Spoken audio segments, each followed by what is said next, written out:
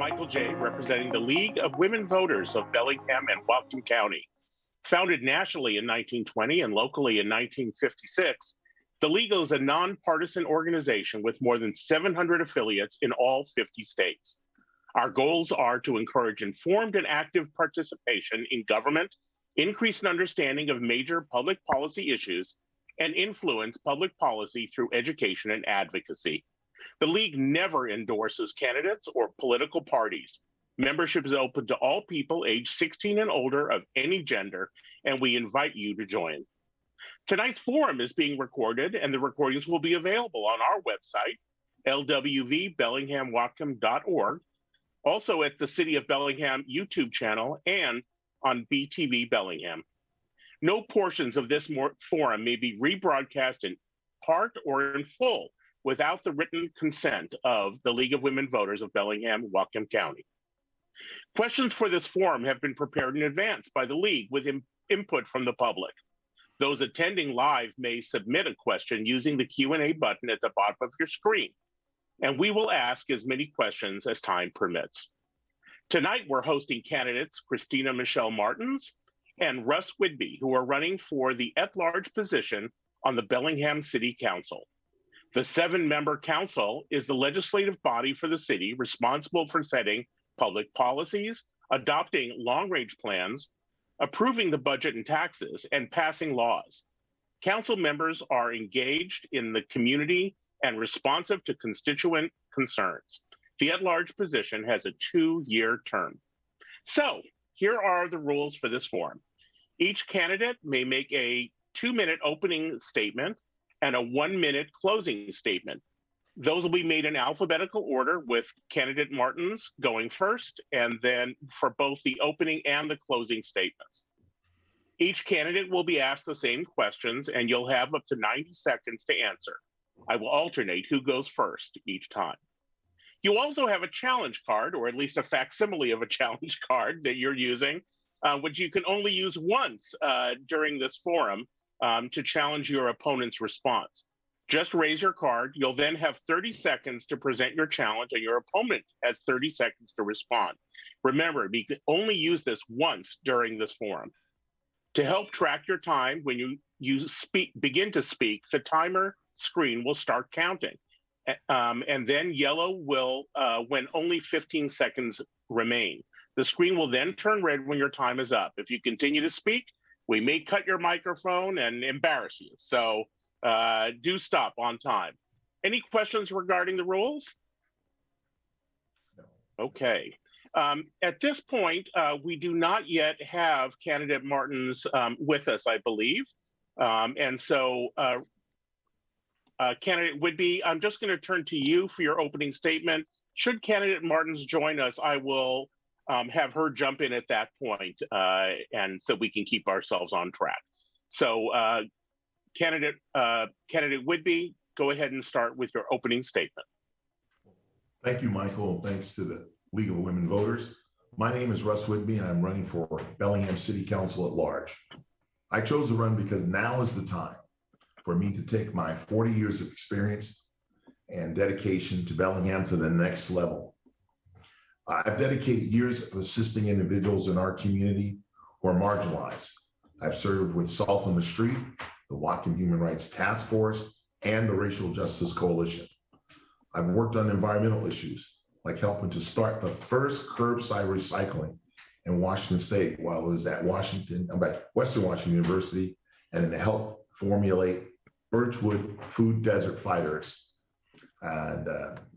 And I've had meaningful impact on our neighbors' lives by serving on the Bellingham Technical College Foundation and arranging scholarships also for those students there, also raising money for Culshan Community Land Trust for the last 20 years or more. However, I think I'm most proud of my family, so I want to give a shout out to my daughter Chanel, my son Riley, my wife Rue. Without you, none of this would be possible. I want to run for Bellingham City Council because I believe, as an accountant and financial advisor, I'm uniquely qualified to put my skills to use for all of Bellingham. I know that all city services depend on how we balance a budget, and it's time we had someone that knows the value of people and can make the facts and figures add up to continue to make Bellingham a great place to live. Thank you very much. Thank you, Candidate Whidbee, for your opening response. We still do not have Candidate Martins here, so I'm going to go ahead and jump into asking you some of the questions we've prepared. Okay. First question we have is, if elected, what would you hope to have accomplished by the end of your term? Well, one of the things, if elected, one of the things I would want to have accomplished is making sure that we have strong public safety measures. So the key thing there is not defunding the police. I certainly would value that as a strong statement if after 2 years we continue to fund police effectively. Public safety is one of my main foundational points in my platform. Police and fire is very important to me. And increase affordable housing and work on ways to come up with homeless services for those members who find themselves in that predicament. We're going to have to be very creative with that, not only as city council, but we're going to depend on the county. We're going to depend on our partners there at the port and the state and federal level to help in this endeavor. And one of the things as an accountant, I'm going to be wanting a balanced budget. So I'll be asking a lot of questions and concerns and looking and scrutinizing our budget, because as you well know, Michael, it's the people's money. It's your money who we want to be good stewards of, and we want to be fiscally responsible with every dollar for our Bellingham citizens. So that's key for me. And that's what I wanted to say in that area. So after 2 years, I hope that we can achieve those goals with me leading the way in that area. Great. Candidate Whidbee, another question for you. You mentioned specifically housing. Let me ask you, do you support greater housing density in Bellingham? Well, I think the key thing is, I think yes, and I would go to the reference standpoint of the toolkit, looking at that as a guideline. Bellingham has that, where we have different villages and zoning and cottages, and so urban villages like we have created in the Sandwich Way area, even in the. So to me, yes, I would look at that, because Bellingham is changing. Bellingham is growing. The secret's out, Michael. Bellingham is a great place to live, a great place to be. So we're going to have to look at many different areas and of areas to try to create that feeling, but yet remain in the aspect of honoring all of the neighborhoods that we have, because they're distinctly different. I mean, Michael, we have 25 different neighborhoods. We can't cookie cutter all of them. And I'm on tour with the neighborhood associations to learn as much as I can about the distinct varieties. So one size doesn't fit all. I mean, the Letter Streets is different than York. Edgemoor is different than Columbia, and Birchwood is very different than Fairhaven and Happy Valley. So yeah, I'm for that, but yet I want to honor the distinct characteristics of each neighborhood. So that's what I would say in that area.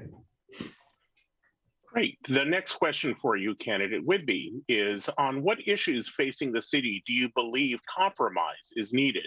And how would you pursue this compromise? Where compromise is needed, was that the question, Michael? Yes. Repeat the question. I know my time. Absolutely. On what issues facing the city do you believe compromise is needed? And how would you pursue this compromise? Well, I was just talking about one of the areas of compromise, that we can't have a cookie cutter situation. So that's why compromise is needed on infill, right? And so we have to look at each of the areas of various neighborhoods. I think that another situation we have to look to is looking at design standards and good policy design standards. We're going to have some compromise. Right now, you're looking at about 2% vacancy in Bellingham, right? So I think, and this may be a challenge, but we're going to have to talk to our good neighbors up at that place called Western Washington University. and that incorporates the state. Right now, the students operate about 10%. So if we were able to take out the students from that avenue and Western had more housing on campus, we would be at a rate of about 10% vacancy in Bellingham. And I think it would be less of a, you might say, urgency. We'd have more room for available tenants and people to have opportunities for homes. And we have to look at required affordable housing in all areas. So if we have a developer going in building a complex, shall we say, I would really want to negotiate hard as a city council person to say, let's make 10% of that, for instance, be affordable housing. So that's a part of the deal for building. Thank you, candidate Whidbee. Next question for you. What do you think is the city's biggest financial challenge now and in the next 10 years? Financial challenge. Well, I think that one of the things is going to be growth. As I alluded to earlier, Michael, the word is out. We're a great place to live. We got parks, we got trails, we got a lot of people getting attention towards us, even from the retirement area. So the key thing there is we want growth. That's going to happen whether we like it or not, but we also have to have services and livable wage paying jobs. So that's why I'm a proponent of unions and union labor, because they help to foster that aspect of livable wage paying jobs in our community, and why I've served as a proponent to that end on Bellingham Technical College for 11 years. So that's important. That's important to me. Thank you, candidate Whidbee. Next question, and this one's has multiple parts, so you'll have to listen carefully. Okay, okay. I'm gonna have to take some notes on this.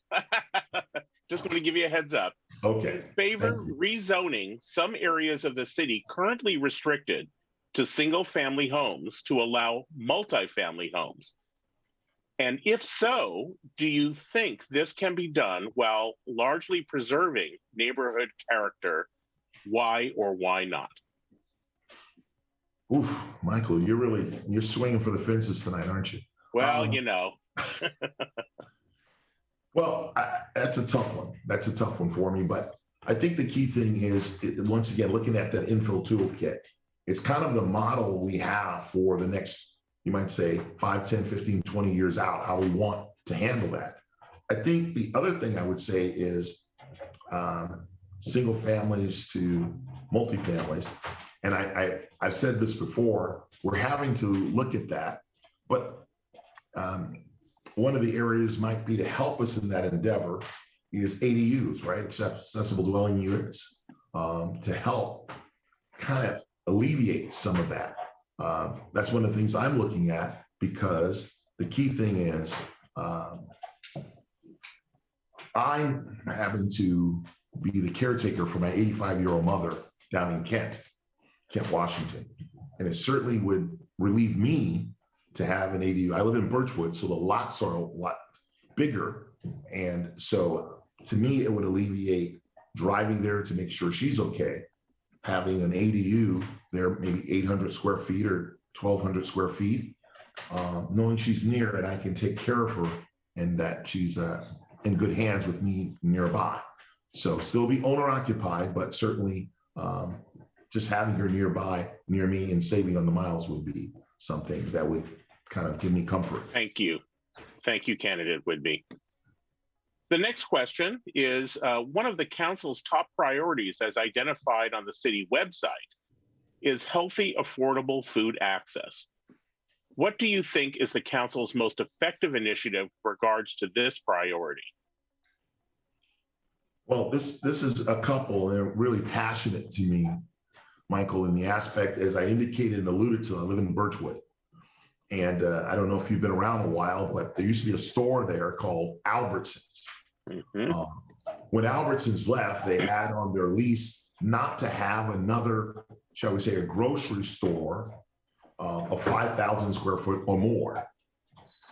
to me, this was one that was near and dear to my heart because from the serving on the Racial Justice Coalition, I was the committee chair on food deserts and food scarcity. It not only put Birchwood in a tough area, it also put our neighboring community of Alderwood in a tough area. So you created two food deserts.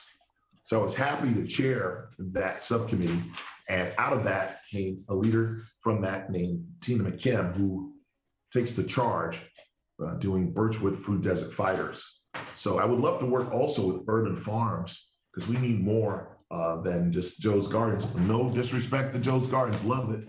But certainly we need more in that area. And certainly with the county's help to protect farmlands, that's an important factor. But that's something I hope that we can achieve. And I know it makes it kind of personal to me to go by there, that intersection every Saturday about noon. You see people lining up right in front of ICU and Rite Aid, and I know they're getting that food and healthy. Thanks. I have to stop you. Yeah, that's fine. Candidate Whidbee, next question is, during the pandemic, our parks and trails have been a very positive asset for residents. What ideas do you have to develop additional resources and maintain their safety? Well, we certainly appreciated our parks and trails during the pandemic. It got people out of the house and out from being kind of cooped up.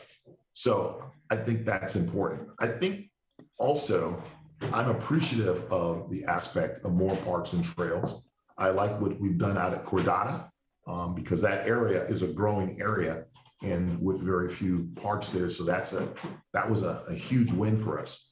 I think the other thing I would say is we have to also protect our wetlands, our shoreline, and we have to look at pockets where we can have some space for, may say, clearing our heads. So I will continue to be a proponent of maybe some pocket parks like downtown to keep Bellingham with that characteristic and charm that it's always had, especially an appreciation for the outdoors and nature. So I will continue that endeavor to make sure we have funding for this endeavor to make Bellingham continue to be a place where you can live and play and enjoy its, you might say, picturesque nature. So I'm going to continue to do that. It's important. Great. Thank you, Candidate Whidbee. My next question is, what can the city of Bellingham do to address the mental health issues of the homeless? And let me add one item to that. And what would your priorities be for the police? Yeah. Well, this is not only happening in Bellingham, right, Michael? I mean, this is a nationwide issue.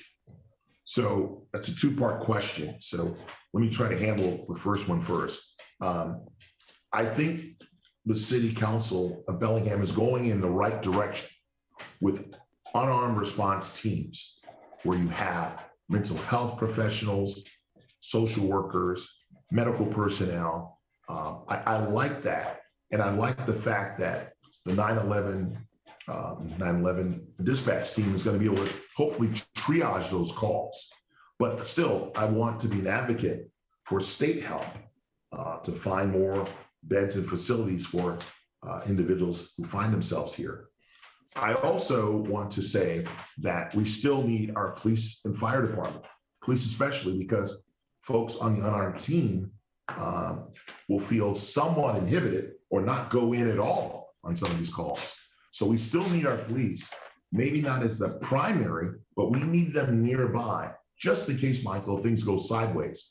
So to say we don't need police, no, we do. We need them there to kind of, if you will, make sure it's safe for that unarmed team to go in, and certainly make sure that they're there if the need arises to protect them or those persons having a mental concern or illness at that time. So that's important. Thank you. So, Kennedy Whidbee, this is the last question I'm going to be asking you. Okay. And that question is, the 2021 point in time count showed a significant increase in unhoused families with children within Bellingham. What actions would you recommend the city take to help provide shelter and assistance for these families? And you cut out a little bit, Michael. Maybe it's my internet. Could you just repeat the question if you wouldn't mind? You bet. The 2021 point-in-time count showed a significant increase in unhoused families with children within Bellingham. What actions would you recommend the city take to help provide shelter and assistance for these families?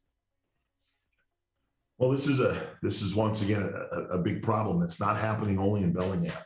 I think it's happening in many cities. But one of the things I hope to challenge and take the charge on it with my fellow colleagues, should I be honored by the voters to be on city council, is to build some transitional housing units for this very concern of these families. When I was doing Salt on the Street, it kind of broke my heart to find that we have, and I know Greg Baker at Bellingham Public Schools would know this number as well, but we have many children who are homeless in our community.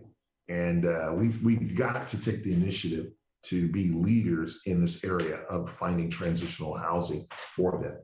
Another thing is we've got to make that transition and to get them out of hotels. I mean, certainly a shelter, but I certainly want to have more of a home environment feeling for those families. So that's what I would strive to do and be a champion of. Great. Well, thank you, candidate Whidbee. You'll now have 1 minute to give us a closing statement. Well, first of all, I want to say thank you, Michael. You've been a great host, and you've come a long way from Squalicum High School. So you need leadership there. I haven't forgotten. Thank you. So I introduced myself by telling you about some of what I've done for Bellingham for the last 40 years. I'd like to end by telling you what I'd like to do and accomplish as your next city council person. I want to be a servant leader and serve you well. I want to be open to listen and apply my skills to achieve our shared common goals. I care about this community, I care about you, and it is a vested interest as I have as a stakeholder. As an accountant, I will make sure that we use our city funds wisely. I do not believe in defunding the police. I know I can deliver a valuable and necessary service to our community. I'd like to thank the League of Women Voters for the opportunity to meet all of you tonight. I'd also like to thank some of my labor endorsements. Thanks. Of them, I'll say. Unfortunately, I have to cut you off. Thank you so much, the candidate Whidbee. On behalf of the League of Women Voters, I thank the candidate for being here today and for being willing to run for public office. And I say that for any of the candidates, even candidate Martins, who was unable to join us today. Important to recognize that voters can find more information about the candidates online at vote411.org and in your voter pamphlet. Ballots will be mailed October 13th, 2021. It's coming up. And the ballot must be postmarked or in a ballot drop box before 8 p.m. on November 2nd, 2021. Please remember to sign the ballot envelope. And if mailing by postal service, we recommend that you mail early. I do want to take, we had a few extra minutes here. Just wanted to let you know that following this forum, we have a forum for City Council Ward 6. We also this evening have the Bellingham School District, both positions 4 and 5. On Wednesday of next week, we have the City of Linden Council and School District at 6 p.m. and at 7:30, we have the Blaine School District, Director positions 3 and 5, and Blaine City Council on Thursday, October 14th. Both the wards 1, 2, Ward 1, position 2, Council Ward 2, position 4, Ward 6, as well as the at-large position. And then all those initiatives, of course, are very important, and those are going to be discussed in a forum on Saturday, October 16th at 9:30 a.m. So please do find out where you can find all this information on the League of Women Voters site, and you certainly can watch those on many of those on BTV Bellingham. Thank you very much for being here today. Thank you.